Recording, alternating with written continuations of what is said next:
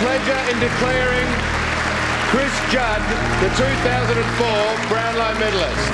The winner of the 2005 Brownlow medal is Ben Cousins, the West Coast Eagles. Both superstars, you know, both great players, and you won't see too many better players than Chris and Ben.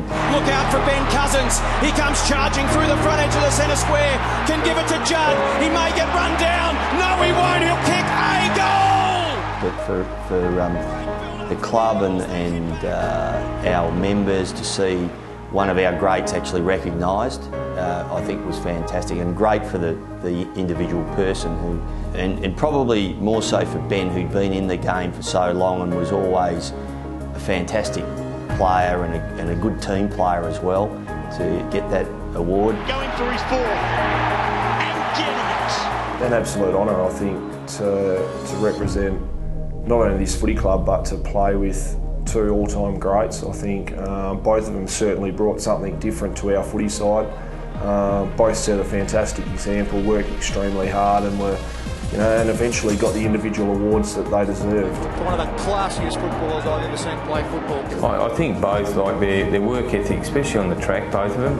People don't realise they are very hard trainers, and you know, it's not that they just go out and play and it just happens for them, because they have got a natural gift, and that is to play good football, and they've got that ability, but their work rate at training throughout pre-seasons is outstanding, and I think people underestimate the hard work they did put in to achieve what they did, and win a Brownlow each. Just their work rate, just their mental toughness, just their ability to be able to cope with taggers for long periods of the game and still hold a high work rate and influence on the game. You know, just two outstanding players we had lucky enough to play a lot of footy with, and lucky enough to win a premiership with them. To actually play with two genuine superstars in a competition is just something that was really inspirational, really. I mean, both guys prepared themselves better than anyone. They trained extremely hard, and you know, essentially we built a team around those two players, and you know, they were just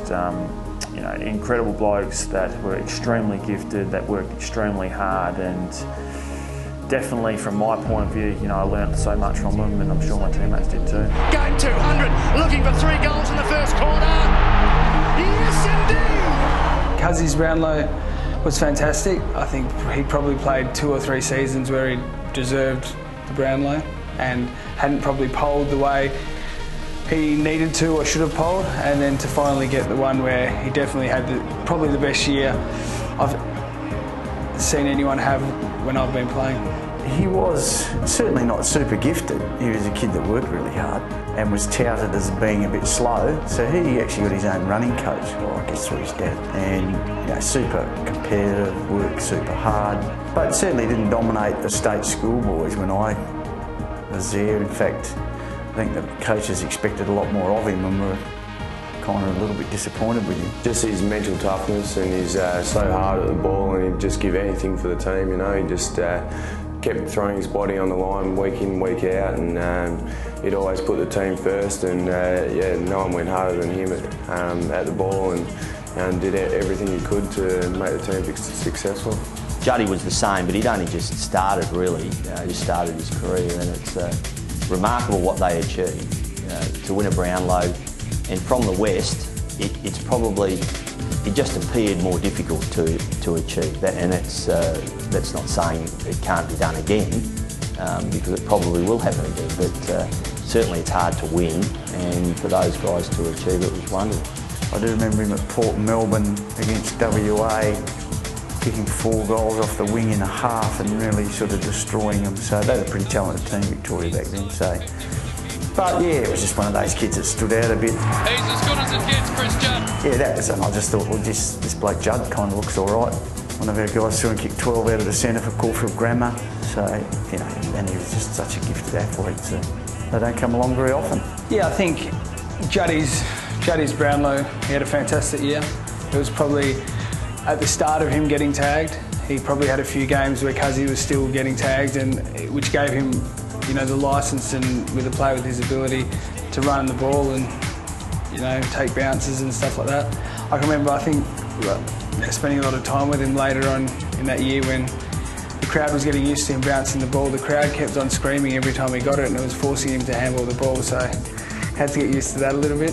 Just, I suppose, with Juddy, just as his explosive speed and the ability to go as quickly sideways as he could go forwards, you know, to get himself out of trouble and then use the ball so well, was just amazing. Oh, well, I've played with guys that were right up there with those two in terms of talent, with Peter Matura and Guy McKenna, Glenn Jakovic, Chris Waring, all those, Dean Kemp. You know, all those guys were right up there alongside Cousins, Juddy with their ability. And I think obviously Peter Matura was runner-up in the Brownlow a couple of times, and Craig Curley was runner-up in the Brownlow. So we hadn't had a winner. So that it was something for the club more so that you know, there is a spot on honour boards for Brownlow medalists at football clubs, and it was something we hadn't filled. So special for the club, and obviously very special for those two individuals. But they both came at times when we were challenging for premierships as well, which made it even more special.